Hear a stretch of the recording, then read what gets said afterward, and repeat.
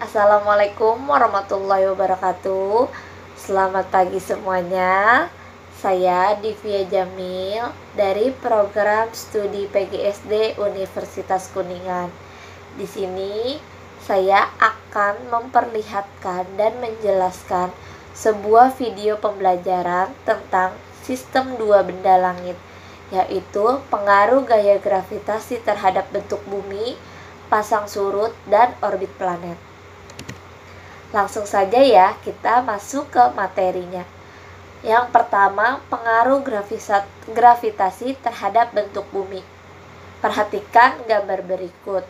Apa yang dimaksud gravitasi? Nah, gaya gravitasi adalah gaya tarik-menarik yang terjadi antara semua partikel yang memiliki massa di alam semesta ini. Gaya gravitasi ini juga menarik benda-benda yang ada di luar angkasa seperti bulan, meteor, dan benda angkasa lainnya. Hukum gravitasi universal menurut Newton yang dirumuskan sebagai berikut. Setiap massa menarik massa titik lainnya dengan gaya segaris dengan garis yang menghubungkan kedua titik.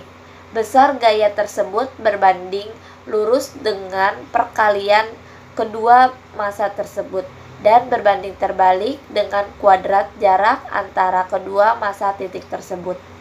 Nah, kalian tahu tidak apa yang terjadi jika bumi tidak memiliki gravitasi? Jika bumi tidak memiliki gaya gravitasi, maka tubuh kita akan melayang dan benda-benda di sekitar kita akan ikut melayang. Begitupun komponen atmosfer akan lepas melayang ke angkasa, termasuk udara yang kita hirup. Akibatnya, semua makhluk hidup akan mati karena tidak bisa bernapas. Jika tidak ada gravitasi, maka bumi akan kehilangan massanya. Jika bumi tidak memiliki massa, berarti bumi tidak ada. Lanjut ya, ada 3 jenis gravitasi. Yang pertama, gravitasi matahari. Gaya gravitasi matahari sebesar 274 meter per second. Hal ini menyebabkan planet-planet di sekitar matahari berputar pada porosnya, atau yang disebut rotasi. Planet-planet tersebut berputar mengelilingi matahari sesuai dengan orbitnya, atau yang disebut revolusi. Yang kedua, ada gravitasi bulan. Gravitasi bulan menyebabkan pasang surut air laut. Saat posisi bulan dekat dengan bumi, air laut akan mengalami pasang. Hal ini terjadi karena air laut tertarik oleh gaya yang dimiliki gravitasi bulan. Yang ketiga, yaitu ada gravitasi bumi. Gravitasi bumi berfungsi untuk menarik atmosfer dan menahannya sehingga makhluk hidup bisa bernapas dengan baik. Dengan adanya gravitasi, bumi bisa berputar pada porosnya serta menarik bulan agar tetap berada di orbitnya. Nah, berikut adalah contoh gaya gravitasi yang kita temui di bumi dalam kehidupan sehari-hari. Yang pertama ada pada buah dari atas pohon yang jatuh ke tanah. Dan yang kedua yaitu orang yang sedang melakukan terjun payung. Selanjutnya kita masuk ke materi pasang surut air laut.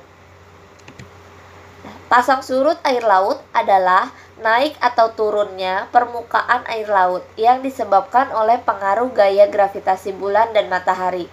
Periode pasang surut air laut adalah waktu antara puncak atau lembah gelombang ke puncak atau lembah gelombang berikutnya. Panjang periode pasang surut air laut yaitu 12 jam 25 menit atau 24 jam 50 menit. Nah, di sini terlihat contoh atau keadaan air laut ketika sebelum dan sesudah pasang.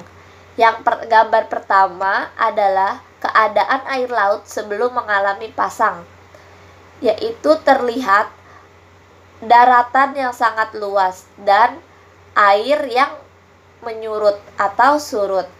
Yang gambar berikutnya yaitu keadaan ketika air laut mengalami pasang. Tidak terlihat sama sekali daratan, yang terlihat hanyalah air laut. Tipe pasang surut air laut. Yang pertama yaitu pasang surut harian ganda. Pasang surut harian ganda ini terjadi 2 kali pasang dan 2 kali surut dalam sehari dengan tinggi yang hampir sama dan berurutan. Jenis pasang surut ini biasa terjadi di perairan Selat Malaka sampai ke Laut Andaman. Yang kedua ada pasang surut harian tunggal. Pasang surut ini terjadi 1 kali pasang dan 1 kali surut dalam sehari. Jenis pasang surut ini biasanya terjadi di perairan Selat Karimata antara Sumatera dan Kalimantan. Dan yang ketiga, pasang surut campuran condong ke harian ganda. Pasang surut ini hampir sama dengan pasang surut harian ganda. Terjadi 2 kali pasang dan 2 kali surut dalam sehari, tetapi tinggi dan periodenya berbeda. Jenis pasang surut campuran condong ke harian ganda ini biasanya terjadi di perairan Indonesia bagian timur. Dan yang terakhir ada pasang surut campuran condong ke harian tunggal. Pada tipe ini dalam sehari terjadi 1 kali pasang dan 1 kali surut. Tetapi kadang untuk sementara waktu terjadi 2 kali pasang dan 2 kali surut dengan tinggi dan periode yang sangat berbeda. Jenis pasang surut ini biasanya terjadi di pantai selatan Kalimantan dan pantai utara Jawa Barat. Berikutnya ada manfaat pasang surut air laut bagi manusia. Yang pertama, untuk para nelayan, bisa menentukan kapan waktu yang tepat untuk berlayar. Para nelayan dapat berlayar dengan mudah dan menangkap ikan dengan mudah saat air laut mengalami pasang. Yang kedua, untuk pengelola tambak garam. Tambak garam bisa mendapatkan air laut dengan mudah saat laut mengalami pasang. Pengelola tambak dapat mengambil air laut sebanyak-banyaknya saat air laut terjadinya pasang. Yang ketiga, untuk pembangkit listrik. Gerakan air laut dapat digunakan untuk menghidupkan generator sebagai sumber listrik. Yang keempat, untuk transportasi air seperti perahu, kapal kecil, dan kapal besar. Ketika air laut mengalami pasang, transportasi air bisa berangkat dan berlabuh. Sedangkan ketika air laut mengalami surut, transportasi air akan berhenti dan bersandar sementara. Dan yang terakhir, manfaat untuk wisata air. Contohnya untuk yang hobi surfing. Nah,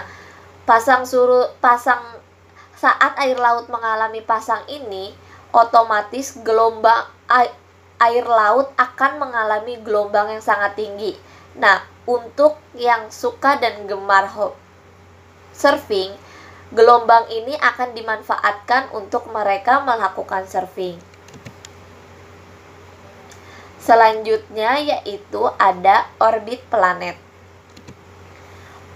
Orbit merupakan garis edar yang dimiliki oleh setiap planet. Menurut NASA, orbit adalah suatu jalur berulang yang teratur di mana suatu objek mengelilingi objek lainnya, sehingga dapat dikatakan bahwa orbit adalah lintasan yang tetap, teratur, dan berulang pada suatu benda dalam mengelilingi benda lainnya. Orbit dapat berbentuk lingkaran ataupun elips, tergantung pada benda itu sendiri. Orbit benda akan tetap karena pengaruh dari gaya gravitasi pusat orbit dan juga gaya sentripetal keluar yang dihasilkan oleh kecepatan benda saat mengorbit. Orbit planet sangatlah teratur dengan kecepatannya masing-masing yang tidak saling mengganggu, sehingga planet tidak saling bertabrakan. Nah, berikut adalah periode orbit planet. Yang pertama pada planet Merkurius mengalami periode orbit selama 88 hari. Selanjutnya pada planet Venus mengalami periode orbit selama 225 hari. Lalu pada planet Bumi mengalami periode orbit selama 365 hari. Lalu pada planet Mars mengalami periode orbit selama 687 hari. Pada planet Jupiter mengalami periode orbit selama 12 tahun. Pada planet Saturnus mengalami periode orbit selama 29 tahun. Lalu pada planet Uranus mengalami periode orbit selama 84 tahun. Dan yang terakhir pada planet Neptunus mengalami periode orbit selama 185 tahun. Nah, berikut adalah gambaran dari orbit planet yang mengelilingi matahari. Di sini bisa terlihat bahwa planet mengorbit matahari dengan memiliki kecepatan yang berbeda-beda, sehingga planet-planet yang mengorbit pada matahari ini tidak saling bertabrakan. Sekian video pembelajaran yang bisa saya sampaikan. Kurang lebihnya mohon maaf. Sampai ketemu di video pembelajaran berikutnya. Terima kasih.